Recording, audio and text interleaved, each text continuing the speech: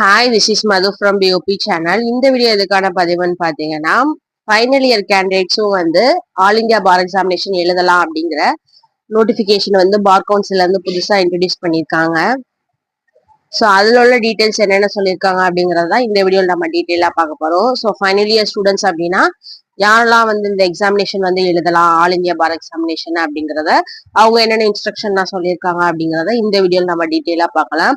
So final year students எழுதலாம் அப்படிங்கிறது வந்து ஒரு இப்படி பார் கவுன்சில் ஒரு நியூஸ் இன்ட்ரடியூஸ் பண்ணது ரொம்ப வந்து ஒரு ஹாப்பியான விஷயம் தான்.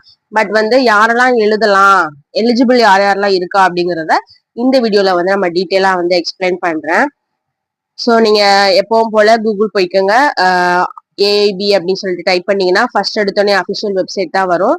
ஸோ அஃபிஷியல் வெப்சைட்குள்ள போயிட்டீங்கன்னா இப்போ புதுசா என்னென்னா வந்து சொல்லியிருக்காங்க, ஏஐபி 19